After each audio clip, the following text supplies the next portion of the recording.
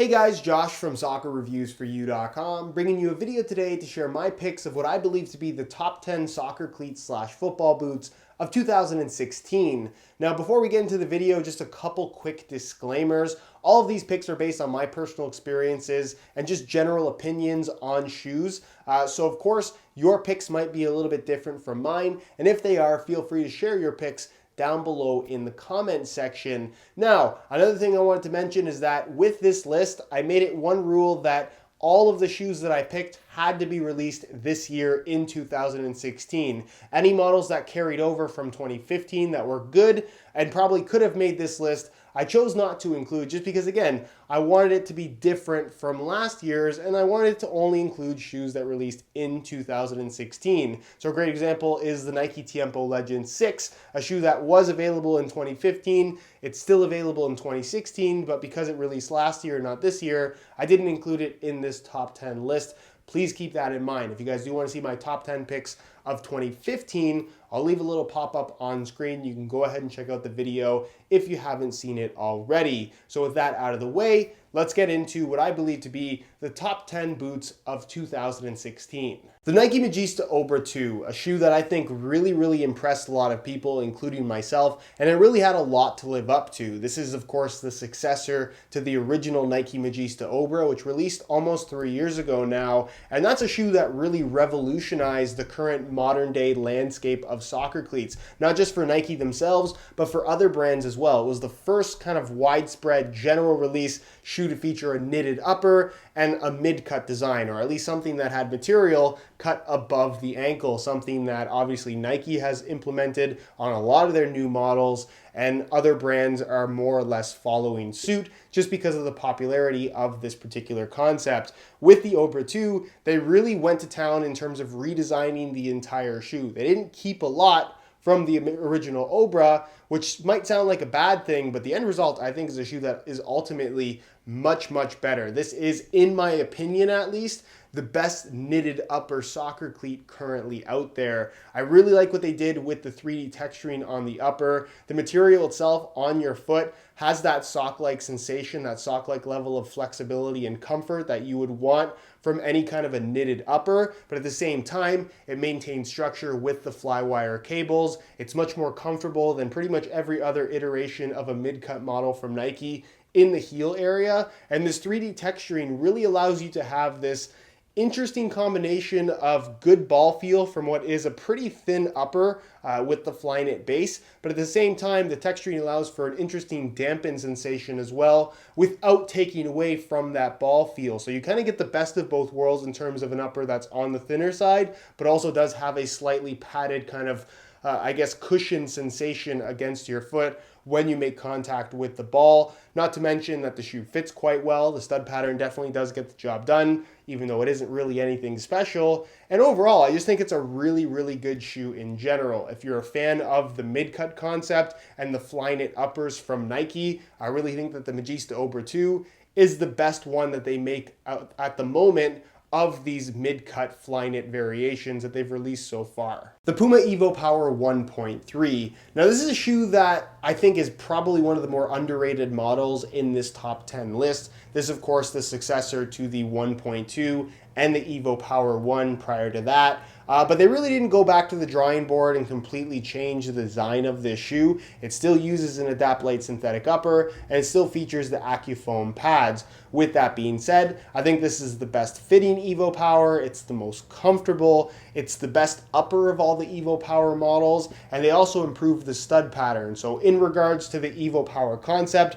this is the best variation that we've seen so far, and just a very good shoe in general. If you guys haven't seen my videos where on the Evopower 1.3, I kind of break down the concept behind the design, which is all around striking the ball. I strongly recommend you check those out because once the, concept of the shoe is explained to you, you'll have a much better idea of what you're actually going to experience with this particular model, because I think the experience is what's the most unique thing, because the way that this shoe feels, the feedback, the positive reinforcement that you can get when striking a ball properly in the shoe is unlike anything else out there at the moment. So for me, the flexibility, the comfort, the lightweight construction, the stud pattern, everything about this shoe is very, very good. It's just a matter of giving it a chance. The Adidas A16 Primeknit. This is a shoe that to a certain extent kind of flew under the radar with the launch of the A16 lineup, mainly because the majority of the attention was focused on the laceless Pure Control, a concept that is very cool, I'll give it that,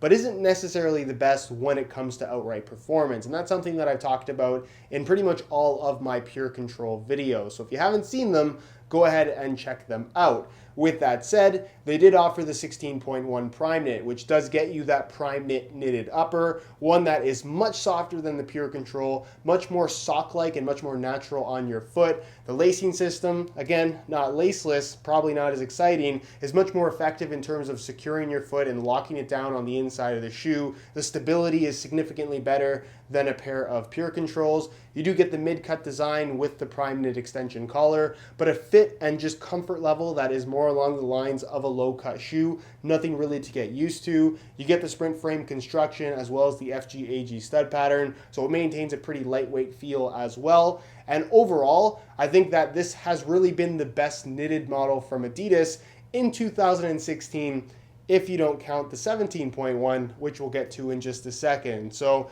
this is a shoe, very, very good performer. Like I said, kind of flew under the radar. But for me, the best A16 model of 2016 was the 16.1 Primeknit. The Nike Mercurial Vapor 11, a shoe that can really be described in 4 words: thin, light, tight, and responsive. If you want that ultimate barefoot sensation from an upper that really has almost no thickness to it at all, wraps your foot very, very closely, has a super responsive feel from both the upper as well as the sole plate, and really, really aggressive traction, this shoe does it better than anything else out there at the moment. It's really that simple. The upper, again, while a little bit different from what we got from the Vapor 10, still offers what I think is the best barefoot feel on the market from a high-end soccer shoe, even better than that of the Superfly 5, although that is also a very good shoe with its own kind of unique type of feel. But for me, this Nike plate sole plate really is a game changer in terms of keeping your foot secure on the base of the sole plate, really giving you that one-to-one instantaneous reaction time when you make a movement inside of the shoe. And the new Mercurial stud pattern, also very, very aggressive, gives you tons and tons of bite when pushing off in pretty much any direction. One-piece upper allows for a very uniform touch across the entire foot. And again, it's kind of the closest thing to playing barefoot while still wearing a pair of soccer shoes. It's almost like having cleats attached to the bottom of your foot and you're playing with no shoes at all. It's kind of that sensation. So again, if you want something that's super thin, super lightweight, very responsive, and has super aggressive traction, the Vapor 11 is absolutely the best choice out there at the moment. The Adidas X16 Plus Pure Chaos. This is a shoe that I was a little bit worried about when I first saw it. I thought it was a cool looking design, but given this big lace shroud and the fact that it wasn't really clear at first whether or not the shoe even had laces in the early press releases, I had my concerns. But once I actually got the opportunity to try these things, while it's a very new concept, a lot of things that have never been done before, it actually does work extremely well as a performance product. And it's much more comfortable than I was expecting, in all honesty. You get this synthetic upper material that does kind of carry over from the X15 models, the 15.1, but at the same time has a little bit more padding to it, is very soft, very flexible, offers that nice comfortable feel. You do have a lacing system with this shoe. It's attached internally to this TechFit system, which you can see does have the interesting look here around the ankle area. You could argue whether or not this is a mid-cut or a low-cut shoe. It's kind of something in between, although it really does feel like a standard low-cut. But this TechFit material wraps on the inside of the shoe, giving you this nice, tight snug around your foot when you tie the laces tight. And again, the overall fit, feel, and just general lockdown of the shoe given this very interesting setup, works surprisingly well. You get the S-curve heel that I guess is kind of a gimmicky thing. It doesn't really have an impact on performance or comfort in my opinion, although there really isn't anything uncomfortable about the shoe, so it's difficult to argue with it. And then of course the sprint frame construction with the FG-AG stud pattern. It's a little bit unique on the X line versus the other lines from Adidas, given that it does have the same layout, but the end result in regards to traction is pretty similar. So overall, I think the Pure Chaos is a really good shoe. It's kind of unique, and again, one of those models that you can't compare to too much else out there. But if you are in the market for a thin, lightweight synthetic boot from the Adidas brand, I think that the Pure Chaos is a very solid option. The Umbro Felicita 3 Pro. This is kind of a late entry to the 2016 release window that's required for this video, but it's a shoe that really surprised me in regards to its overall quality. Whenever I look at a smaller brand, I guess outside of Nike, Adidas, and Puma, I always like to take into consideration that if a shoe like this released with a Nike swoosh or with 3 stripes, would it be well received? Would it be good enough to bear the brand name of one of the bigger brands? And I really feel like this is one of those shoes that if Nike put it out, or Adidas put it out, or if Puma put it out, people would be genuinely excited and happy with the final product. And that's really just goes to show that Umbro has done something pretty special here. I don't feel like you're compromising by buying from a smaller brand just for the sake of being a little bit different. This is a legitimately good product that fits well, performs well, and lives up to the same performance standard as what you can get from some of the bigger brands that do make some very good products. So with this shoe, it's a really interesting idea in terms of having the one-piece upper that combines this neoprene type material and this kind of mesh-based synthetic. That reminds me a little bit of the New Balance Vizaro and Hypervenom mixed, the Hypervenom Nike Skin upper, of course. And then, of course, it does feature this sole plate heel counter combination that is a little bit like Adidas' sprint frame, a stud pattern that works quite well. And again, the final product is nice and light. It fits very, very well, which is kind of half the battle with any of these thin, tighter fitting shoes. And again, overall, it's a very good product that surprised me very positively. And again, if you're looking for something a little bit different that's outside of the big brands, and this kind of meets your requirements in terms of what you like in a soccer shoe, it's one of those shoes that I can very strongly recommend. The Nike Hypervenom Finish version 2. Now, like I said at the start of the video, this list is only comprised of 2016 releases, while the Hypervenom Phantom 2 and the Hypervenom Finish released originally in 2015. Now, what was kind of controversial this year is that the Hypervenom line, or at least the 2 top-end models, saw a redesign due to a lot of people, including myself, not being happy with the original upper that we got from the Phantom 2 and Finish. So what Nike essentially did is they redesigned the shoe and relaunched it, featuring the original Nike Skin honeycomb mesh synthetic upper seen on the original Hypervenom Phantom. So that's where the Finish version 2 and the Phantom version 2 come into play. Technically a 2016 release, and I think a good enough shoe that I really wanted to include it. So I picked the Finish over the Phantom 2 mainly because 1, it's cheaper, 2, it performs at exactly the same level as the Phantom 2, 3, it's lighter, and 4, I think it fits better and is just more comfortable in general. The Phantom 2 doesn't necessarily need to exist at the top end level. The reason why it does have the extension collar is just because they can charge a little bit more money, and there's a big demand for mid-cut shoes at the moment. So again, there's not really any necessity to have a Flyknit collar attached to what is perfectly good as a low-cut model, but people like it, people buy it, that's why it exists. Nonetheless, the Finish version 2 essentially is what we got from the original Phantom, but with all of the kind of downfalls of that shoe improved. You get the flywire cables, you get a more well-reinforced Nike Skin upper. The one-piece design, I think, works really well with this particular shoe, and everything else is pretty much the same as the original Phantom, a shoe that a lot of people really, really liked. So if you are a fan of the Phantom 1 and you essentially want a new and improved variation of that shoe, the Finish version 2 is definitely what you're looking for. The Puma Evo Touch Pro. Now, this was a pretty bold release from Puma because it was a first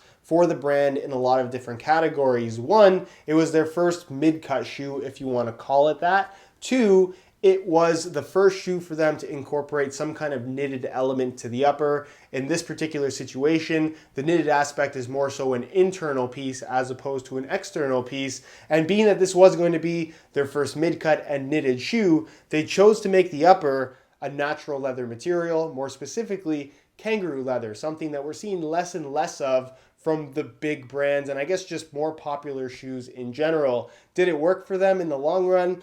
Probably not. I think if it was a synthetic shoe, more people perhaps would have given them a chance.